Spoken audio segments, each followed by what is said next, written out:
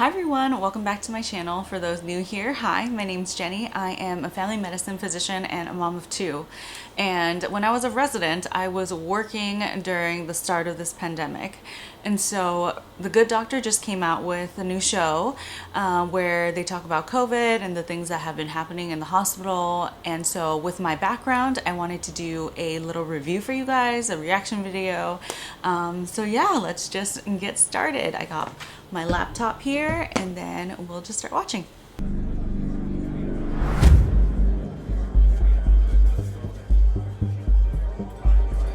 right, that'll be 2:40. Oh, okay.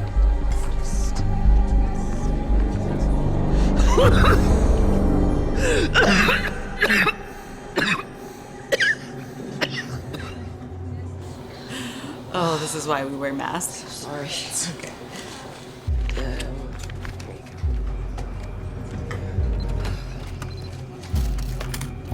And there you go. Thank you. No worries. Thank you very much. Good day. So we know the main source of transmission now is respiratory droplets. As you can see, as she coughed, all these little particles went into the air, and someone can get sick if that touches their mucous membranes. Not necessarily as much fomite transmission, which is when someone touches something and then you touch it. You have to immediately touch your face, touch your mouth, or something like that. And that's why we say wear a mask and wash your hands. So the main source is still respiratory droplets, not as much fomite. Been to China recently? Taken any cruises? The coronavirus doesn't cause sore throats. This is a bad case of the flu. Go home, rest, drink plenty of fluids. You'll be fine in a week or two.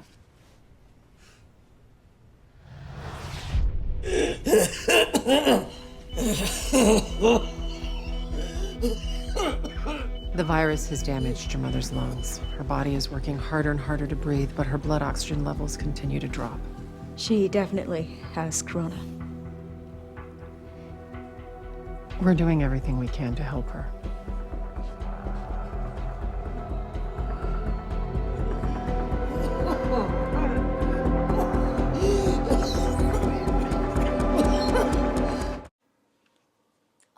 All right, so this is what was so hard in the beginning because it was such a novel virus, which means that we've never seen it before and we didn't know much about it. So as doctors, we were learning as we go. In science, that is always the case, but this is like for the first time, people who were not in science saw it as well.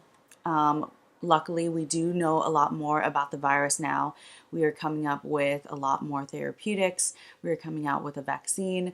So the virus is not getting weaker. We have just become better at treating it. Joanne, what's going on? Her mother's oxygen saturation has gotten critically low. We need to get her on a ventilator. And that'll help her get better? It'll keep her alive, hopefully long enough for her body to fight off the virus. Is it dangerous? Or for us? Yeah. She's out.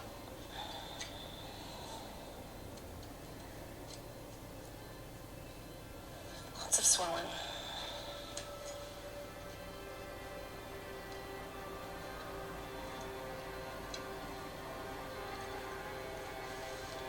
Slow. You want this over with as soon as possible, but you also don't want her to cough.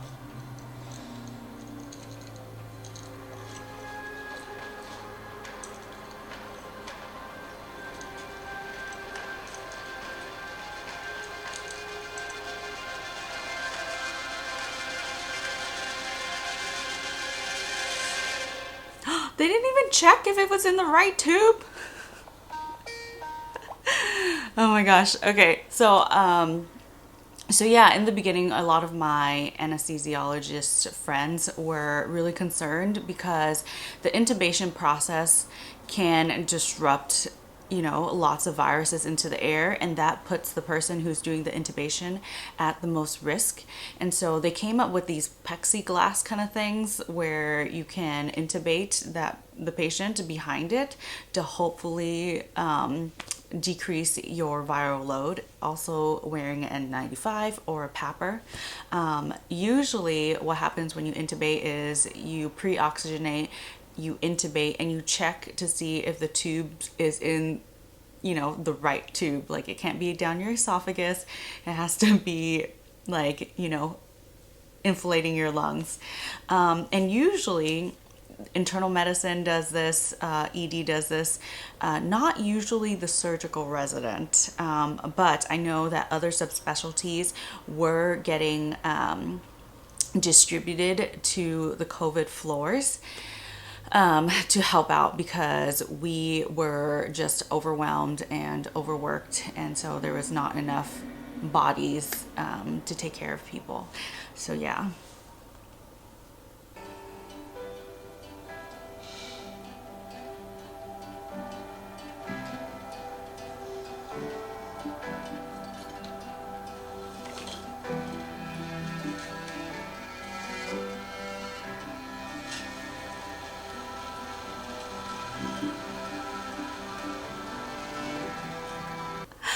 Oh my gosh, like, it makes me so sad because I don't think people understand the sacrifices that doctors, nurses, and people in healthcare have done for their community. Like, not only have I sacrificed my 20s and I'm in $350,000 in student loan debt, but every day I go and I see sick people, and, you know, I risk my life, I risk my health, I risk my family's life and health to serve others. And it's frustrating because initially there was no end in sight, and now, like, we see this third surge where I see limited resources, and so it's very concerning. And just seeing this and seeing how, you know, like, people have not seen their families in a long time, it just makes me so sad.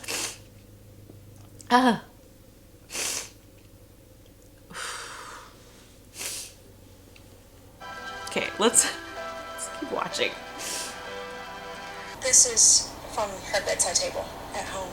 I gave it to her for Mother's Day when I was 13. Oh. Would you like me to? Please, can I bring it to her?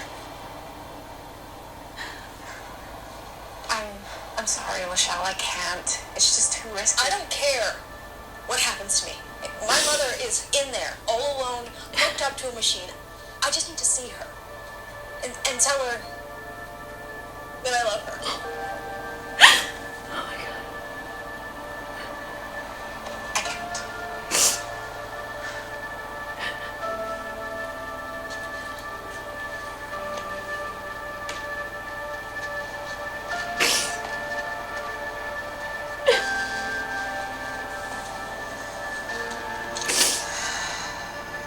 Oh my God.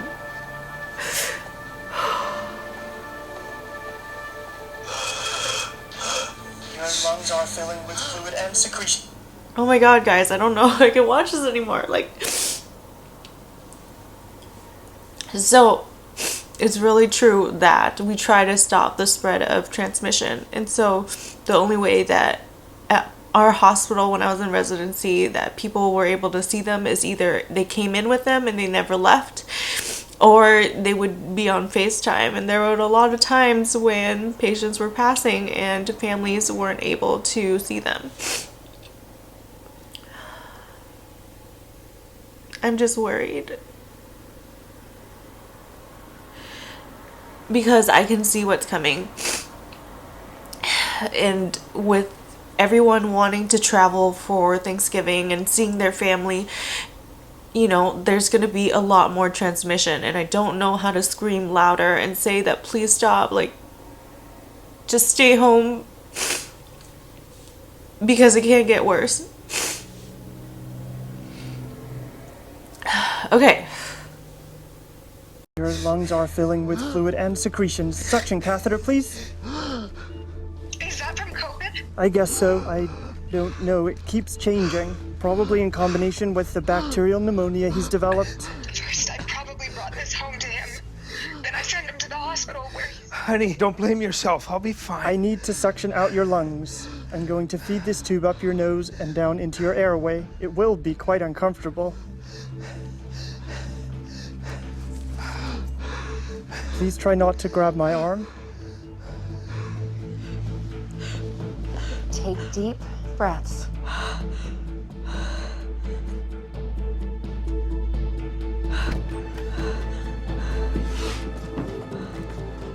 We need to prone her. You can't, she's pregnant. That's why I bought this off Michelle in PT. She does pregnancy massage.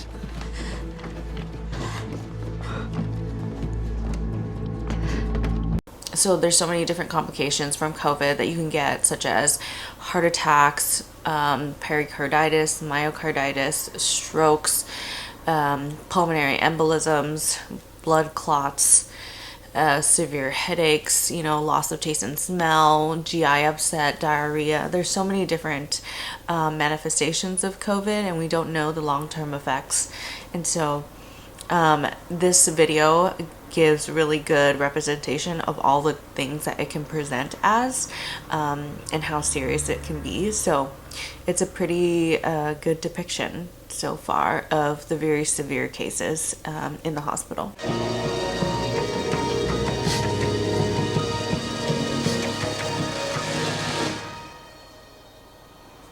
Oh no.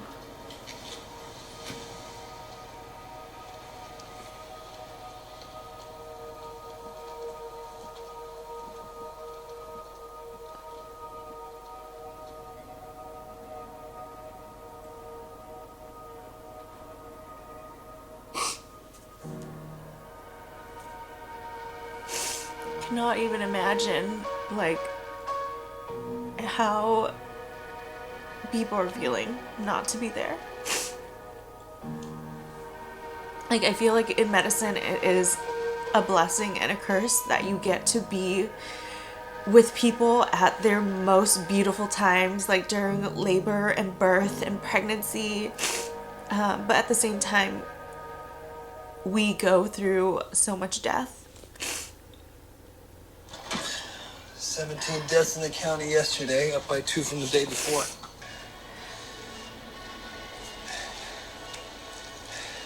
Baby's out.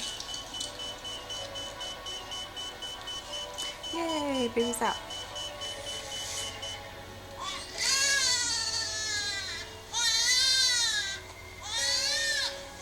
How's she looking, Dr. Park? Good. She's pink, active, breathing great. Yay. That's good. All right, so it looks like mom was under general anesthesia and they had to do a C-section to get baby out. Usually we don't really like to do that because systemic anesthesia will definitely go to baby as well, which reduces their respiratory drive and they could come out very sedated, which is not good. I also think it's a little funny how the general surgery resident is on this case. Usually, even if it is your patient, the OBGYN resident or physician will be the one who is in charge of the cesarean section, and then a pediatric resident or a family medicine resident or a hospitalist, pediatric hospitalist, something along that sorts, will be the one taking care of the baby. So medicine is a very collaborative effort. Everybody has a role that they play. And so in medical TV shows, they show the surgery resident doing everything, but that's not always the case. So just wanted to point that out.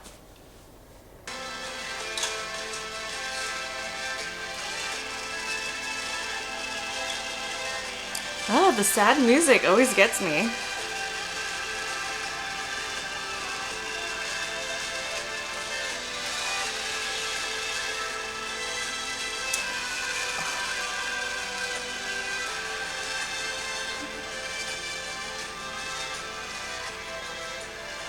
Things will be okay.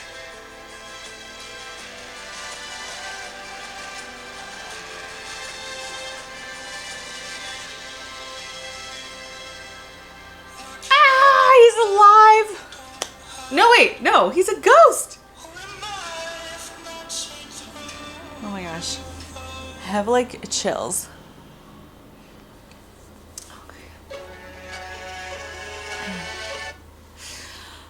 Oh guys, I don't know why I decided to watch that, but it was super sad. Just thinking about all the people that were unnecessarily lost during this time. I think it's a really good depiction of, you know, the different complications that can happen during your illness of COVID. And so the majority of people do fine, but that's because we have resources to help them.